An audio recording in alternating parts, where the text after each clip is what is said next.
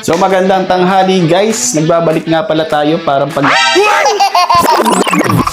What's up guys, nagbabalik na nga pala ulit tayo sa ating pagluluto at magandang tanghali po sa inyong lahat. Ngayon po ay magluluto naman tayo ng chicken pastel. So ito guys, imamarinate muna natin ang ating chicken. So ang ating chicken nga pala ay gagamitin natin ay chicken fillet. So para wala na po siyang buto. Yan. So maglalagay po tayo ng kalamansi para sa ating pang-marinate.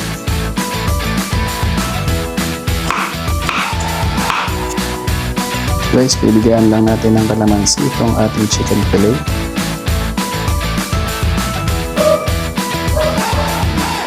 So lagyan lang natin ng konting asin.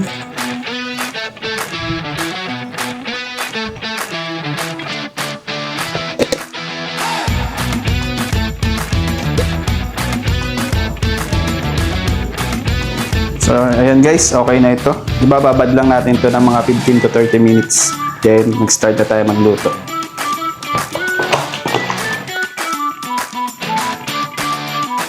So, meron tayong bawang, may sibuyas, may patatas, meron tayong green bell pepper, may red bell pepper, meron tayong sausage, meron din tayong carrots, may mushroom, may Alaska ibap, at meron po tayong Nestle All-Purpose Cream. Nestle All-Purpose Cream. Ayan po, medyo nauutal na nga tayo at tayo po ay gutom na.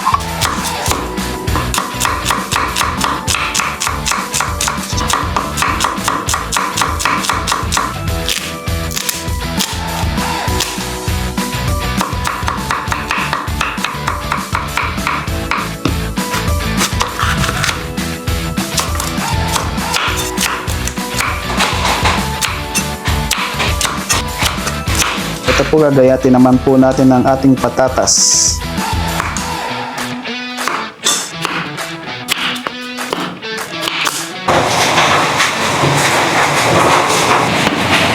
So ito guys, gagayatin naman natin ang ating carrots.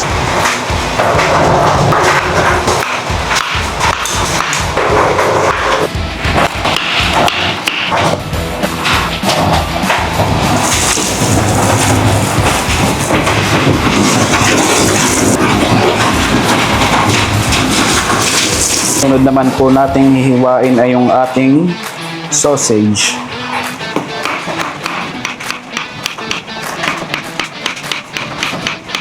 At ito na po ang ating minarinate na chicken fillet. Hihiwain na po natin siya guys.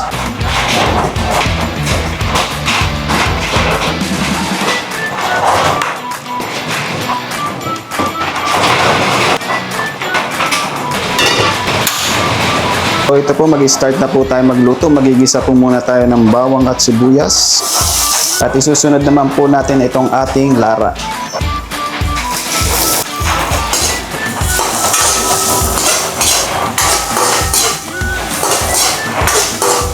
At ilalagay na din po natin itong ating manok.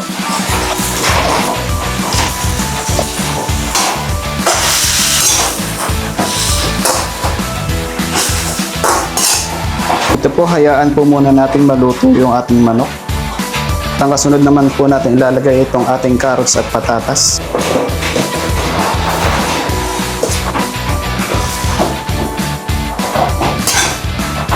Maglalagay na po tayo ng 1 cup na tubig.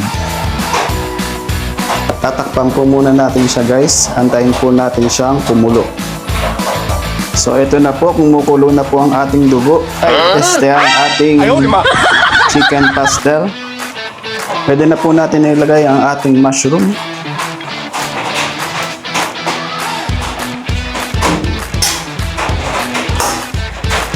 Lagay na rin po natin ang ating evaporated milk. Lalagay na rin po natin itong ating sausage.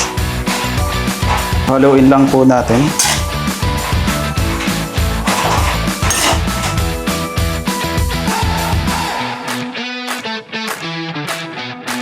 So para mas masarap nga po, maglalagay nga din po pala tayo ng gabyad na keso.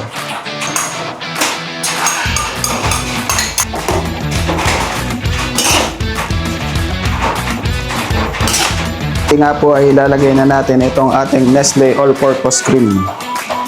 Yan guys, di na nga tayo nautal dahil malapit na maluto itong ating ulam.